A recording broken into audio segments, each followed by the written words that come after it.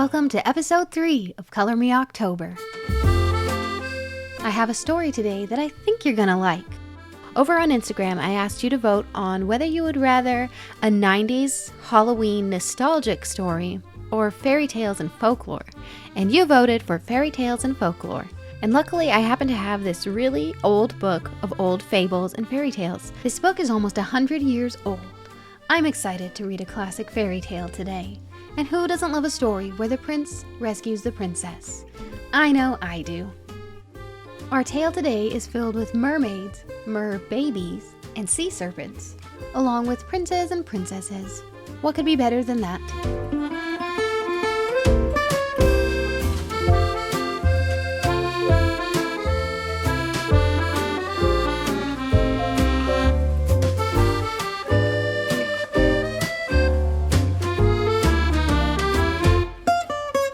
And today, I'm only coloring with crayons, so that's a little extra added challenge, and I am definitely going to have to start including crayons in my everyday art supplies. I'm really surprised with the way it turned out, and you're just gonna have to keep watching to the end to find out for yourself. But I thought it turned out pretty good, and I don't usually think anything of mine turns out. But it did make my hand really tired. Coloring with crayons is not for the faint of heart. It's nothing like coloring with markers that just glide onto the page effortlessly. No, you gotta put some muscle into this, but that's okay. It's worth the effort. Anywho, before we get started, how's everybody doing? Are you snuggled into a cozy spot in your house? Do you have your coloring page? Do you have a warm cup of tea steaming next to you beside a big stack of books? Tell me, how was your week? Was it busy? Was it hectic? Surprisingly, it was a pretty chill week for me. My sisters and I did some book shopping early in the week, so immediately it was off to a good start. I also began my rewatch of Stranger Things. This is probably my third or fourth time rewatching the first season, and it's still one of my all-time favorites. The kids were so young in this season, and I just love all the characters. And the basement where they all hang out, I'm so jealous. It's so cool and cozy. Why can't I just be a little boy in the 80s? And for some reason, this time I'm watching it, why is it way scarier than I remembered? I'm actually afraid to go outside in my backyard in the dark after watching this show. I mean, chances that a Demogorgon is lurking in the shadows waiting to pull me into the upside down are slim, but never zero. Anyway, let me know down below if you're looking forward to the finale of Stranger Things coming out later, and if you're doing a rewatch, or if you've ever seen it to begin with. That's what I've been up to this week. Enough of my ramblings. Let's get to our story of the day.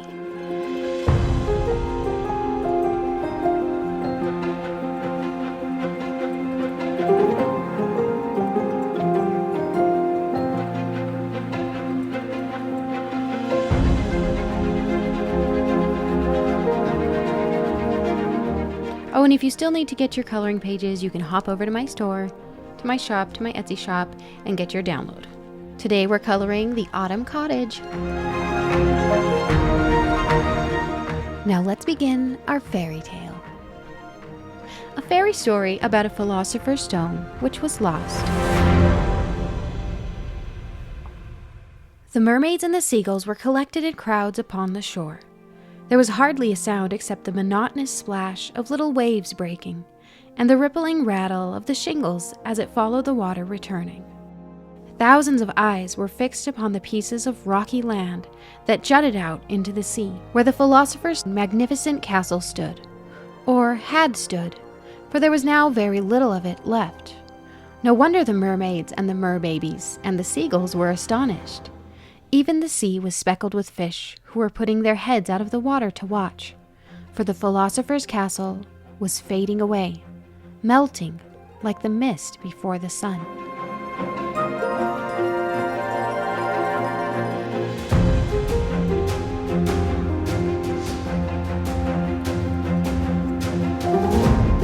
The philosopher himself could be seen rushing about, tearing his scanty white hair. That was another equally astonishing thing, for only yesterday the philosopher had been young and handsome, as well as the richest and greatest man in all the land, so rich and great that he was to have married the princess very soon. Now he was old and wild and gaunt. A tattered brown cloak with rents and holes in it hung from his thin shoulders, flapping as he ran about, and all his dingy dress was dirty and ragged. He looked like a wandering peddler. What had become of his many servants? Where were his horses and chariots, and the strange beasts from foreign lands which had wandered into the beautiful gardens, the gardens with the pavilions, where all the flowers had been in bloom for the princess? There was only one tower standing now, and the top of that was growing more and more flimsy. Presently, through the walls, rooms could be seen. In one of them there stood a golden cage, and in it was a parrot. Very soon the bars of the cage were like cobwebs, and the parrot began to tear them apart. Then he spread his wings with a joyful scream, and flew onto the rocks, above the heads of the crowds upon the shore. Immediately everyone called a different question to the parrot, who smoothed his feathers and took no notice, until when the noise and excitement were rather less, an old seagull spoke for all of them. Then the newcomer consented to tell what he knew of the events of the day. It was due, he said, to the philosopher having lost the magic stone. Upon this stone, his youthful appearance and everything that he owned had depended. Early that morning, a great tumult had suddenly arisen. The philosopher went out walking. Soon an old man had rushed in, crying that he had lost the magic stone. He commanded every slave in the castle instantly to leave whatever work he was doing and help to find it. At first, no one heeded him, for they could not any of them be persuaded that he was their master. When the confusion had grown rapidly worse, for each one found he was fading away, growing every moment more pale and thin. As the hours passed, all the servants became white ghosts, and they floated away in companies together. The furniture was melting now in the same manner. The tables were sinking low, and all the vessels used for cooking and whatnot were falling softly and noiselessly upon the floors. Everything was blowing gently about, so that the air seemed filled with bits of cloud. Presently, the remnants would be swept into the sea by the passing breeze. "And how have you escaped?" asked the seagull. The parrot raised his crest and looked very much offended. "Because I am real," he said with dignity. "I was the only real thing in the castle. The philosopher stole me at the same time that he stole the magic stone." "Stole it?" cried the mermaids and the merbabies and the seagulls. "Yes," said the parrot. "He stole it in a far-off land, and he stole me too. I was to be a present to the princess, for he thought of marrying the princess even at that time, and the philosopher knew there was not in all the world another parrot like me." He opened his wings and puffed up every feather. He certainly was a magnificent creature. The grown-up seagulls felt quite ashamed of their homely dresses of black and white, but the young ones only gaped and crowded open-mouthed to the front to have a look. The parrot's snowy coat shaded different colors like opal when he moved, and each feather was edged with gold. The crest upon his head sparkled as if there were diamonds in it, and under his wings he was rose red. "But I am free," he cried, as the diamonds glittered and flashed, "free to go home where the palm trees grow and the sun shines as it never shines in this chilly land. Look well at me while you can, for you will never see me again." With that, he poised a moment above them, then sailed away to the south like a gorgeous monster butterfly, and they never did see him again. When they had watched him out of sight and turned again, there was nothing remaining of the castle, and the philosopher too had disappeared. The sun was setting, and the mermaids and merbabies went to their homes in the sea, while the seagulls put their little gulls to bed in the nest among the rocks above the restless waves. Now all the talk was of the philosopher's magic stone, and who should find it. And at court, everyone was discussing how the unexpected turn of events would affect the princess's marriage. It was to have taken place in a very short time. The king was very angry. He was not well pleased either to know that the great wealth of the man who was to have been his son-in-law was all due to magic influences. Neither did he like what he heard of the philosopher's appearance when last he was seen. He announced that the princess's wedding would take place at the time fixed, and that she should be married to the first prince, or other suitable candidate, who arrived on that day. And even the philosopher might take his chance at being the first, if he were then in a position to support the princess in the luxury to which she had been accustomed. As for the princess herself, what did she think of it all? No one knew, for she didn't say. She sat at her palace window and looked out over the distant mountains and dreamed of her wedding day. "Do you think the philosopher will find the stone?" she asked of the eldest lady in waiting. "We may well hope so, Your Royal Highness," said the eldest lady. "He is a great man and wise. I hear, too, that he had been walking only a short distance from the castle when he lost the stone. It can hardly fail to be found very soon." The princess sat still and looked over toward the mountains. "Do you think the philosopher will find the stone?" she asked presently of the youngest and favorite lady-in-waiting. "Alas, Your Royal Highness, I fear it is not likely," said the favorite lady. "All the sea people have been searching all day and night, I hear, and nothing has been heard of it yet." The princess smiled. She still sat and smiled when the favorite lady wrapped a cloak about herself and took a letter that lay by the princess's hand. Then, without permission or instruction, she set out toward the mountains. The princess rested her elbows on the window ledge and watched her out of sight, and perhaps wondered who would be the earliest to arrive and to fill the place of bridegroom on her wedding day.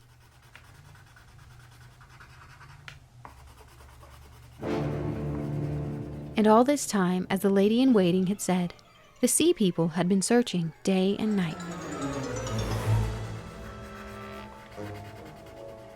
The merbabies and the little seagulls were quite neglected and did no lessons, for everyone was too busy to attend to them. They played about and romped on the shore when they grew tired of hunting for the philosopher's stone. The seagulls had told the land birds, who were searching the woods and the fields, while the freshwater fish knew of it from their relatives in the sea, and they were searching the lakes and the rivers. When the seagulls determined to consult the great albatross of the southern seas, the king among all seafowl,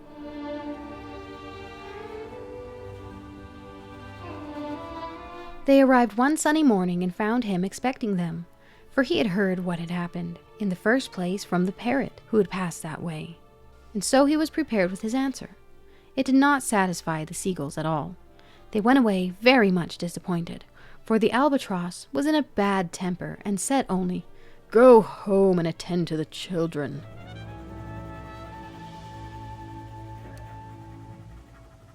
They waited about until it was late, but he would say nothing more, so they were obliged to return and confess their want of success to the mermaids, who sympathized with them and agreed that it was very ill-natured of the albatross.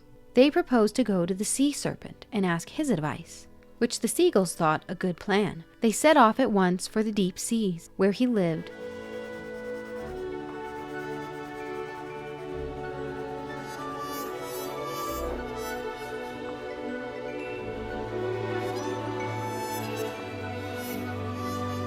Inquiring of the fish they met whether any news had been heard, but the fish had nothing to tell, and the mermaids came to the sea serpent's home. He was curled on his great rock throne, with giant seaweeds of all colors waving around him, and the stars of the anemones gleaming out from dark corners. The sea serpent listened to the requests of the mermaids, but they met with no better luck than the seagulls, for he said exactly the same. "Go home and attend the children." Then he retired into the great caves and would not come out again. So the mermaids went home disconsolate. They began to think they might have to give up the hope of finding the magic stone. Of course, the merbabies heard all that was going on. They discussed the situation as usual. They did not mean to be left behind in this business, though they were not considered to be of any consequence. It was evidently correct to consult somebody who lived at a distance, and they thought of the wise white bear. He was farther off, too, than either the albatross or the sea serpent, for he lived at the North Pole. But when he was mentioned, the very young merbabies, for once, suggested it was nearly bedtime, and they found that they were sleepy.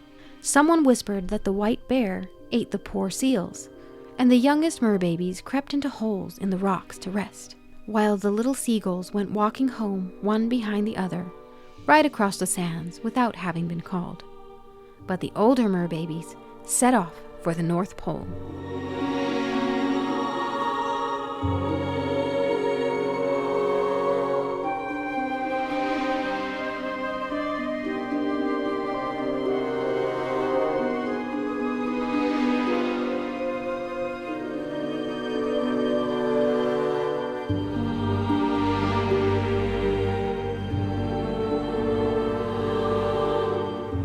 They arrived home the next morning, very tired and very cross. When the sleepy ones who had stayed behind asked what the wise bear had said, they would not tell, and for the first time, the merbabies quarreled. They declared in the end that they would none of them look for the philosopher's ugly stone ever any more. So if the princess really wanted to marry the philosopher, that day she lost some of her helpers. But no one knew what she wished, for she never mentioned him. She sat at her window that looked out over the mountains, and she gazed ever outward.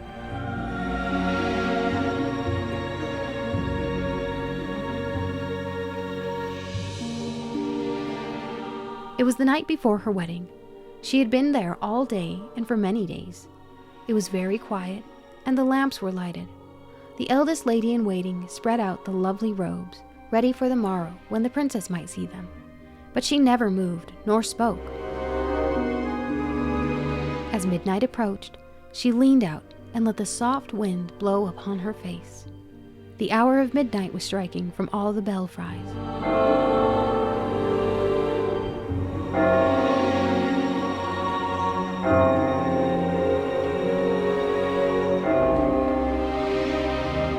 When a great clatter sounded down below in the courtyard. Horses neighed and men ran about. The princess leaned more forward and listened. Then a horseman, whose jewels sparkled in the moonlight, looked up and kissed a hand to her, and she kissed hers to him.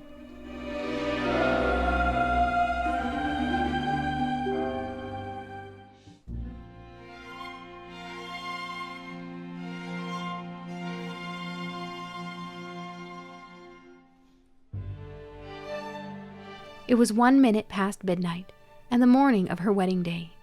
She dropped the curtains and turned to greet the favorite lady-in-waiting who had come in. The princess threw her arms around the lady's neck to welcome her back. She was so glad and happy.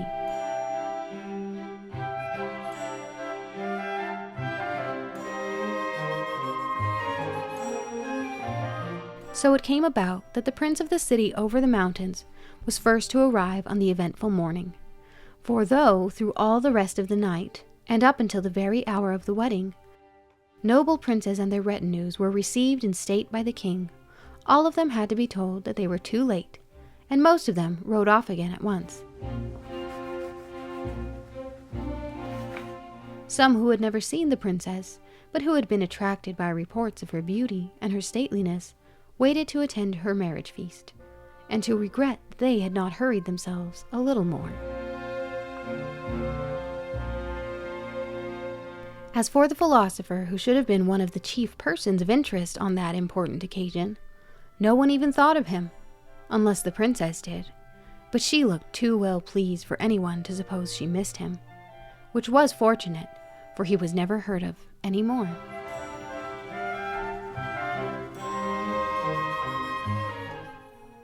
When the eventful day was past, the mermaids and the seagulls covered the shore once again, talking it over, and the merbabies and the little seagulls stood around listening.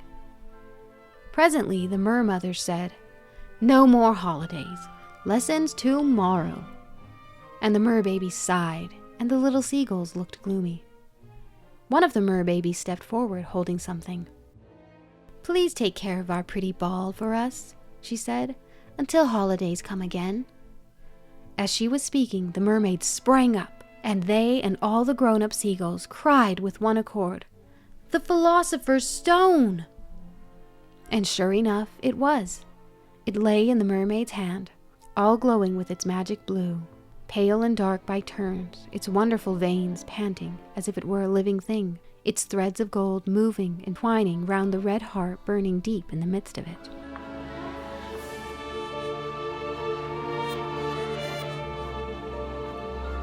"Why, that," cried every one of the merbabies and every one of the little seagulls. "Why, we have had that all the time. We found it in the sand, and we have played with it every day since." Then the seagulls remembered that the albatross had said, and the mermaids remembered what the sea serpent had said, and the merbabies remembered what the wise bear had said, and they all looked at one another.